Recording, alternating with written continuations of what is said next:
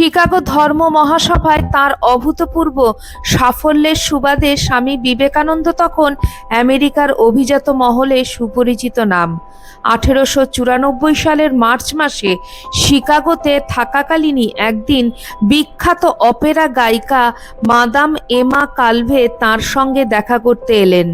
কালভে তখন ব্যক্তিগত জীবনে এক ভয়ঙ্কর বিপর্যয়ের মধ্যে দিয়ে চলেছেন। তার একমাত্র মেয়ের আকস্মিক প্রয়াণ তাকে জীবনের প্রতি বীতশ্রদ্ধ করে তুলেছিল। 4 বার আত্মহত্যার চেষ্টা করে বিফল হয়ে শেষে যেন দৈব নির্দেশেই তিনি স্বামীজির কাছে উপনীত হলেন। প্রথম সাক্ষাতের সেই পরম ক্ষণটি তাঁর স্মৃতিতে চিরভাস্বর হয়েছিল। তিনি লিখেছেন, আমি ঘরে ঢুকে ক্ষণমাত্র চুপ করে দাঁড়িয়েছিলাম। তখন তিনি শান্তভাবে ধ্যানাসনে উপবিষ্ট ছিলেন। তাঁর গেরুয়া রঙের পোশাক সোজা মেঝে পর্যন্ত ঝুলেছিল, মাথায় ছিল পাগড়ি এবং তা একটু সামনের দিকে ঝুঁকেছিল। তাঁর চোখ ছিল নিম্ন দৃষ্টি। একটু পরেই তিনি চোখ না তুলেই বললেন, বাছা, কি ঝোড়ো আবহাওয়াই না তুমি নিয়ে এলে। শান্ত হও, এটা একান্ত আবশ্যক। এরপর স্বামীজি একের পর এক কালভের ব্যক্তিগত জীবনের নানা অতীত ঘটনা বলে যেতে লাগলেন। কালভে যখন জিজ্ঞেস করলেন এসব কথা কে তাকে বলেছেন, স্বামীজি জানালেন তার কোনো প্রয়োজন নেই, কারণ আমি খোলা বইয়ের মতন তোমার ভেতরটা পড়তে পারি। স্বামীজির ব্যক্তিত্ব প্রভাবে কালভের জীবন বদলে গেল। স্বামীজি তাকে বললেন, তোমাকে সব ভুলে যেতে হবে, আবার খুশি ও সুখী হও, শরীরটা সুস্থ করো, চুপ করে বসে শুধু দুঃখের কথা ভেবো না, তোমার অন্তরের ভাবাবেগকে বাইরে কোনো একটা রূপ দাও। কালভে লিখেছেন, তার সুদৃঢ় ইচ্ছা প্রভাবে আমি আবার প্রাণবতী এবং আনন্দ পরিপূর্ণা হয়ে উঠলাম। পরবর্তীকালে কালভের সঙ্গে স্বামীজি মধ্যপ্রাচ্য ভ্রমণে গিয়েছিলেন। সে সময় কালভে আরো ঘনিষ্ঠভাবে স্বামীজির সান্নিধ্য লাভের সুযোগ পান। একবার তিনি বেলুড় মঠেও এসেছিলেন। স্বামীজির কথায় সেদিন তার অন্তরের সব ঝড় থেমে গেল, শান্ত হলেন তিনি। স্বামীজির শিষ্যা হয়ে সব ছেড়ে আধ্যাত্মিক পথ আপন করে নিলেন। স্বামীজির সাথে দেখা হওয়ার পূর্বের কথা তিনি বলছেন, 1894 খ্রিস্টাব্দের ফেব্রুয়ারি মাসের এক হিমেল রাতে ডেট্রয়েট শহরের ইউনিটেরিয়ান চার্চের একটি বক্তৃতা শোনার জন্য যখন পথে বেরিয়েছিলাম, তখন আমি ঘুণাক্ষরেও জানতাম না এই যাত্রাই আমার জীবনের জয়যাত্রা। এই যাত্রাই আমার জীবনের গতিপথ সম্পূর্ণরূপে পাল্টে দেবে। এর আগে যেসব বক্তৃতা শুনেছি তা ছিল পীড়াদায়ক এবং ক্লান্তিকর। এতটাই হতাশ হয়েছিলাম যে নতুন কিছু শোনার আশা প্রায় ছেড়েই দিয়েছিলাম। শুধুমাত্র বান্ধবী মেরি ফ্র্যাঙ্কির অনুরোধেই সেদিন আমি ভারতীয় সন্ন্যাসী বিবেকানন্দর বক্তৃতা শুনতে গিয়েছিলাম। ফ্র্যাঙ্কির বিশ্বাস ছিল একদিন না একদিন কাঙ্ক্ষিত বস্তু মিলবেই। স্বামীজির সেই বক্তৃতা শুনে আমাদের দুজনের হৃদয়ের ভারই একদম নেমে গিয়েছিল। দুজনের মুখেই ফুটে উঠেছিল এক অভিব্যক্তি, ভাগ্যিস এসেছি। স্বামী বিবেকানন্দ সেদিন বলেছিলেন, একটা সময় থাকে যখন আমাদের জীবনটা একঘেয়ে ছকে বাঁধা থাকে, অগভীর ঘোলা জলের নদীর মতন, মন্দাক্রান্তা ছন্দে বয়ে চলেই তো চলে, আহার নিদ্রা আর অর্থহীন প্রলাপ, এই সে জীবনের সার। চিরাচরিত চিন্তা আর অসার ভাবকে কেন্দ্র করেই জীবনটা ঘুরপাক খায়। শোক, তাপ, বিপর্যয় এসে মাঝে মাঝে আমাদের স্তব্ধ করে দিয়ে যায় বটে, কিন্তু সে ওই মুহূর্তের জন্যই, তারপর আবার যেইকে সেই। কারণ আমরা স্থির থাকতে পারি না। সুখ বা দুঃখ দুয়ের কোনোটাতেই জীবনের এই ঘুরন্ত নাকরদোলাকে থামাতে পারি না। কিন্তু এ কথা ধ্রুব সত্য, এটাই জীবনের সব নয়। সব হতে পারে না, কারণ এইভাবে দিশেহারা হয়ে ঘুরে শেষ হতে আমরা এই জগতে আসিনি। একদিন এই বোধ আমাদেরও আসে, আর যখনই আসে তখনই এক নিদারুণ অতৃপ্তি পেয়ে বসে আমাদের। আমরা যন্ত্রণায় ছটফট করি, বুঝতে পারি না সমগ্র জীবন ধরে আমরা কি অন্বেষণ করছি। জীবনের বাসর সাজিয়ে কিসের প্রতীক্ষা করছি। এরপর আসে একদিন, সেই শুভ দিন, সেই বহু বাঞ্ছিত মাহেন্দ্রক্ষণ, যখন দারুণ বিস্ময়কর কিছু ঘটে যায়, এমন কিছু যার জন্য জন্ম জন্ম ধরে আমাদের সবরীর প্রতীক্ষা, এমন কিছু যা 12 মেশে ভ্যাপসা জীবনের গ্লানি থেকে মুক্ত করে আমাদের সমগ্র জীবন প্রবাহকে এক নতুন খাতে বইয়ে দেয়। জীবনধারার সেই অভূতপূর্ব তরঙ্গে ভাসতে ভাসতে কেউ চলে যায় দূর কোনো এক অচিন দেশে, যেখানে সব নতুন মানুষ, তাদের রীতিনীতি, জীবনধারা, দৃষ্টিভঙ্গি সব আলাদা, কিন্তু এমন মানুষ যাদের দেখা মাত্রই পরম আপনার বোধ হয়। এমন অদ্ভুত মানুষ যারা জানেন জীবনের উদ্দেশ্য কি। স্বভাবতই পরম প্রাপ্তির এই লগ্নে আমাদের সব অস্থিরতা চিরতরে ঘুচে যায়, আমরা শান্ত হই। বহু বহু জন্ম পর, অবর্ণনীয় দুঃখ কষ্টের পর, ছোট ছোট জয়ের পর আসে অভিপ্রেত সিদ্ধি।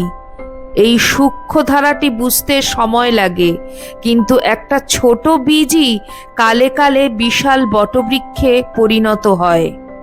বিশ্ববিদ্যালয়ের এন্ট্রান্স পরীক্ষায় তিনি 47% নম্বর পান, FA পরীক্ষায় 46% নম্বর পান এবং BA পাশ করেন 56% নম্বর পেয়ে।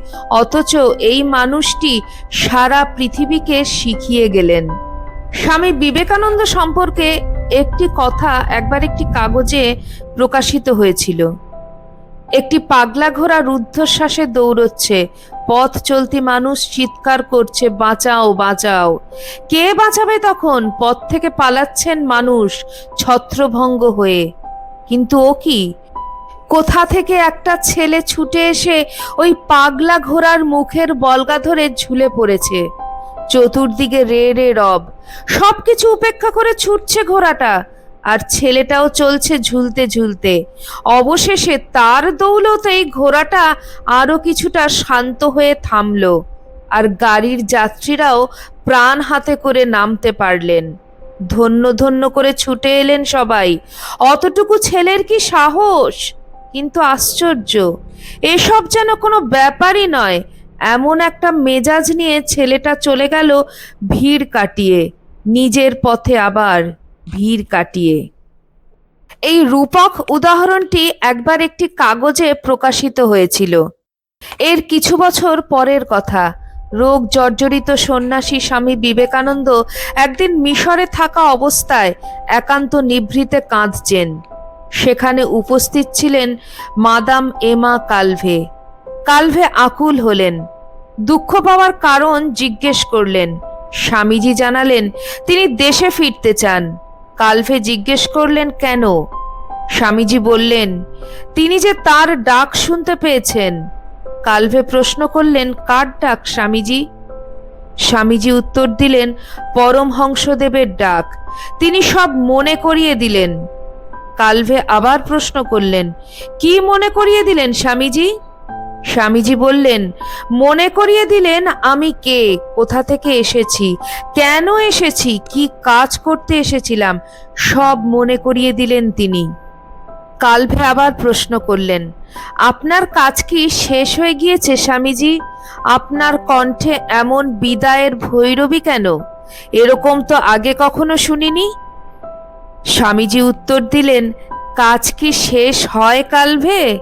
আমি এসেছিলাম কাজটুকু শুরু করে দিতে, এরপর কাজ চলতেই থাকবে যুগ যুগান্তর ধরে।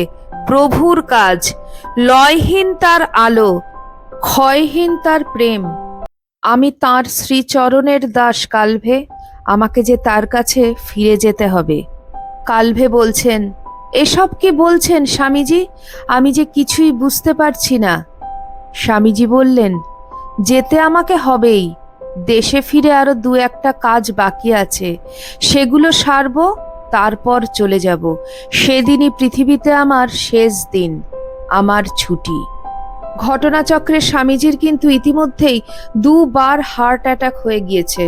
মহেন্দ্রনাথ দত্ত জানিয়েছেন, একদিন মধ্যাহ্নভোজের পর স্বামীজি তার ঠেসান দেওয়া চেয়ারখানিতে বসিয়া ভাবিতেছিলেন বা ধ্যান করিতেছিলেন। উল্টো দিকের দেওয়ালের নিকট পাশাপাশি চেয়ারে বসেছিলেন ফক্স এবং একজন লেখক। স্বামীজি অনেকক্ষণ স্থিরভাবে বসিয়াছিলেন। হঠাৎ যেন তার মুখে বড় কষ্টের ভাব দেখা গেল।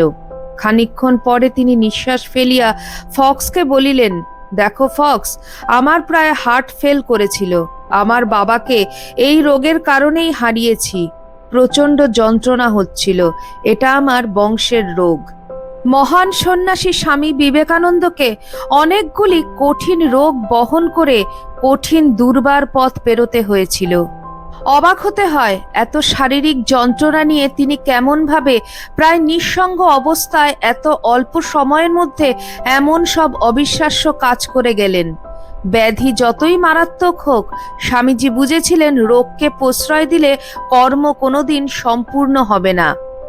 এখানে জানিয়ে রাখি, অনেক আগেই ঠাকুর শ্রী শ্রী রামকৃষ্ণ পরমহংসদেব জানিয়েছিলেন নরেনকে শরীরের লক্ষণ পরীক্ষা করে, তোর শরীরের সকল স্থানই সুলক্ষণাক্রান্ত, কেবল দোষের মধ্যে নিদ্রা যাইবার কালে নিঃশ্বাসটা একটু জোরে পড়ে।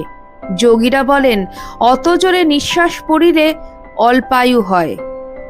রোগে জর্জরিত স্বামীজিকে একেবারে শেষের দিকে দেখে স্বামী অখণ্ডানন্দজি মহারাজ বিস্মিত হয়ে উঠেছিলেন।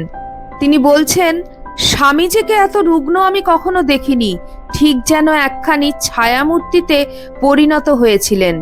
যেমন ইচ্ছে তেমনি ঘুরে বেড়াতেন, কখনো চটি পায়ে, কখনো খালি পায়ে এবং গায়ে, কখনো গেরুয়া পরিয়া, কখনো বা খালি কৌপি নাটিয়া। অনেক সময় তার হাতে থাকতো হুকা বা লাঠি। দিবাশয়ন পছন্দ না করলেও শরীর খারাপের দরুন নিচে নামতে পারতেন না। বেশিরভাগ সময় শয্যাগত থাকতেন। কখনো সুদীর্ঘ আলখাল্লায় নিজেকে নিমজ্জিত করিয়া একাকী পথে হাঁটতেন। তিনি থাকতেন আপন নির্জন মানস ভূমিতে। মঠে পালিত হচ্ছে রামকৃষ্ণ পরমহংসদেবের উৎসব। বিবেকানন্দ বিলক্ষণ জানেন তার জীবনের দেখা এটাই শেষ উৎসব হতে চলেছে, কিন্তু সেই উৎসবে যোগদান করার মতন শরীরের শক্তি তার নেই। তিনি প্রায় শয্যাগত।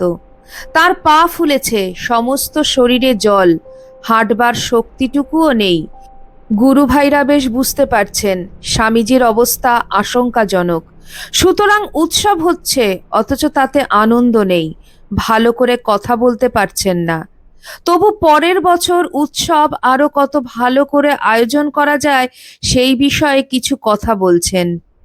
তিনি জানেন পরের বছর এই দিনটিতে তিনি থাকবেন না। ইতিমধ্যে কীর্তনের দল এসে উপস্থিত হয়েছে উৎসব মঞ্চে। স্বামীজির মনে হলো একবার দেখবেন উৎসব কেমন হয়েছে। তিনি দক্ষিণের জানলার গরাদ ধরে উঠে দাঁড়ালেন, কিন্তু বেশিক্ষণ পারলেন না। শরীরের বর্তমান অবস্থায় তার পক্ষে এইভাবে দাঁড়িয়ে থাকা প্রায় দুঃসাধ্য। তিনি বসে পড়লেন। 1902 সালের 4 জুলাই তিনি পাড়ি দিলেন রামকৃষ্ণ লোকে।